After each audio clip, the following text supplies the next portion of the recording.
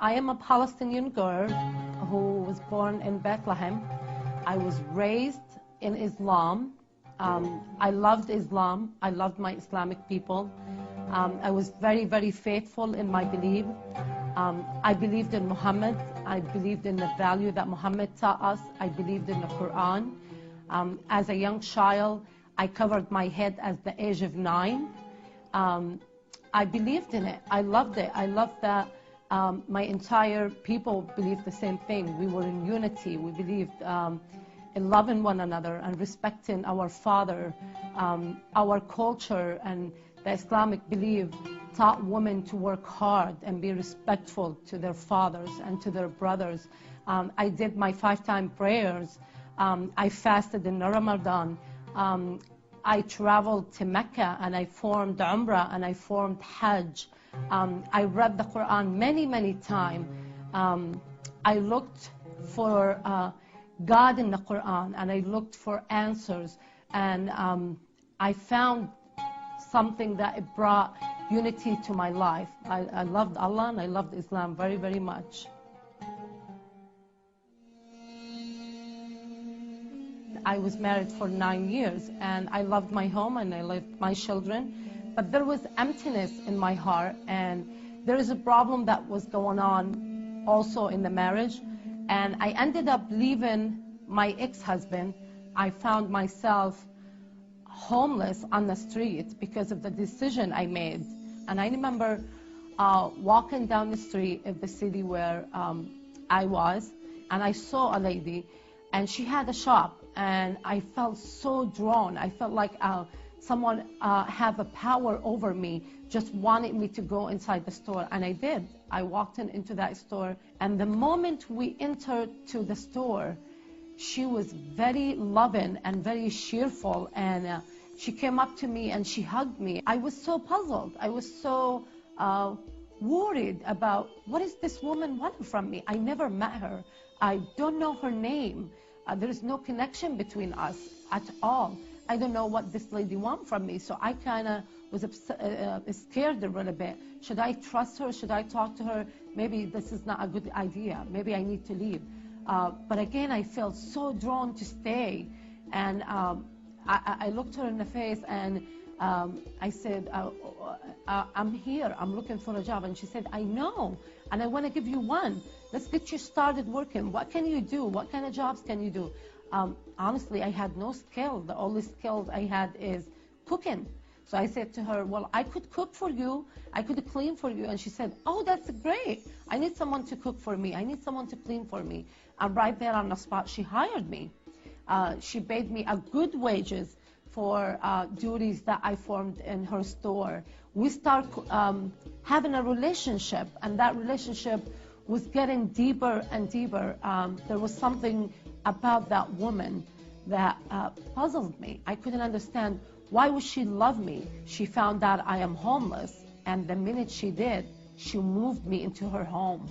She had 3 boys, and her husband came and moved me and my kids and brought us food and gave us a room in their house. And she didn't charge me rent. She didn't ask me for, anything to do. I worked for her in the store, and she helped me get a place of my own for me and my children. And after a while, I signed up for school, and that relationship continued to grow. And I started asking the question, and she started answering them for me. She started telling me about her belief, and I right away refused. She told me she's a Christian. I said, oh, you're wrong. You're wrong. Muhammad is the truth. The Quran is the truth. Muhammad is the last prophet. She told me God had a son, and I said, oh, no, please don't say God had a son. What is wrong with you? How God could have a son? This is unbelievable. You guys are fools. You guys, our Quran says that you guys are going to go to hell for your belief. Your belief is false. We, the true religion, everybody needs to come to Islam, and everybody needs to believe in Muhammad because he's the last prophet. And besides, God couldn't have a son. This doesn't make sense. Our Quran teaches that God is not a weak God, that he needs a son, and he needs someone to help him. He could just help himself. He's already established. He's Allah. He have the last prophet. I mean, there is no other to say. And this lady said to me, it's okay. It's okay to believe that way. But I'd like to share mine with you. Can I share that with you? Can I share my belief? And I start opening up a little bit with her. And I said, yeah, you could tell me more about Jesus. And she started telling me about Jesus. And I'll go back and forth and I'll ask a question. And I refuse. I said to her, you know, this doesn't make sense. And she always left me with one sentence. She always said to me, it's okay if you don't believe it for I believe. It's not going to change who Jesus is. It just, if you believe, it's going to help you. It's just going to make your life better. I went home and I did my faithful 5 times of prayer, and I read the Quran, and I seeked Allah with all of my heart, and I wanted to be satisfied like her, but I wasn't. So I was wondering, what does she have that I don't? And I start saying, okay, whatever she got, I want some of it. I want some of what that woman had to come to my life, because she seemed like she got it together.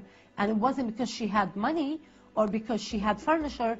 She had her faith, and her faith made her very unique person and very helpful to every person that came toward her. Every person that entered her store was greeted with a smile, with a hug, with a kiss. She was a loving, kind woman, and I wanted that.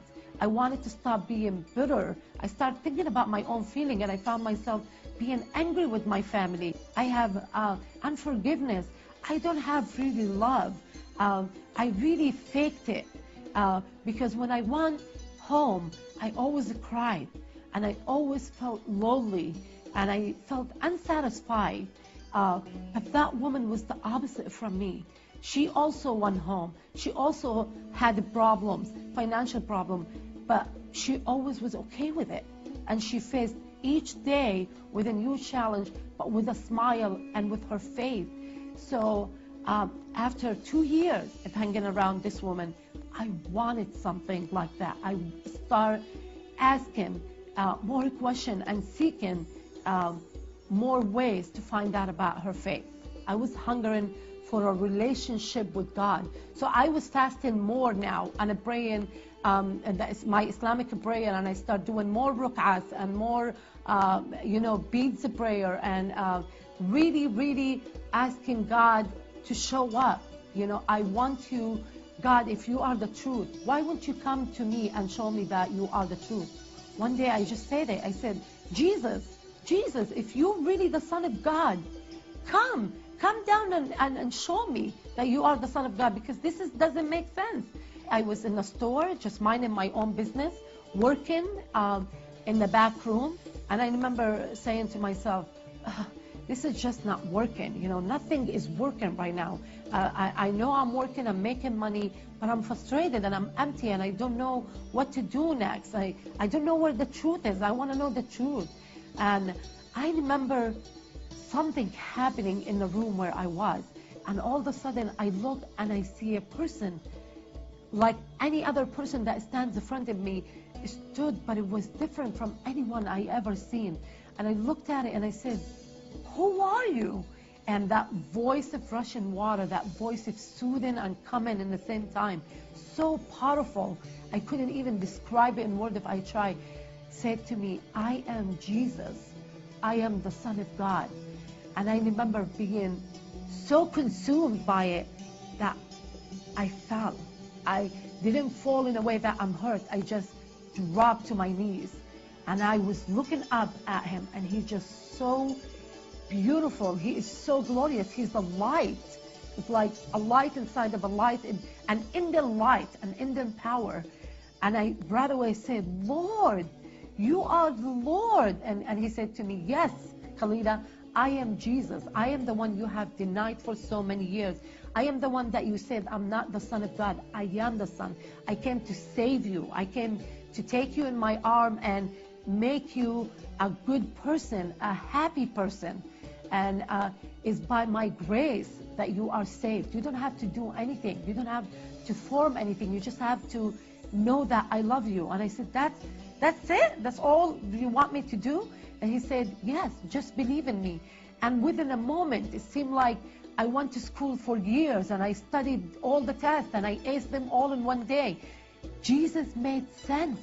All of those doubts that I grew up with in Islam were gone. All my confusion was gone. My heart was so healed.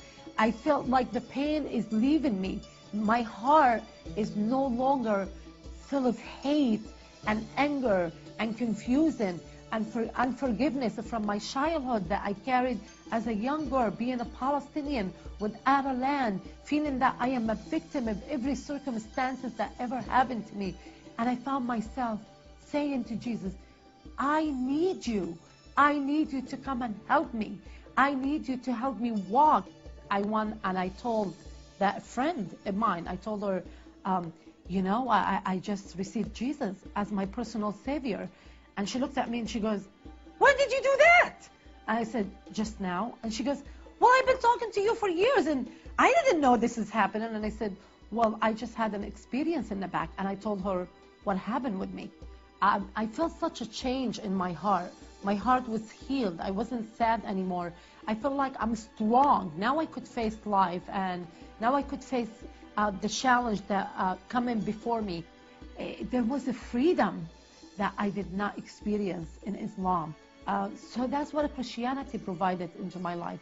Gave me freedom and gave me love that I was waiting for 29 years before I became a Christian.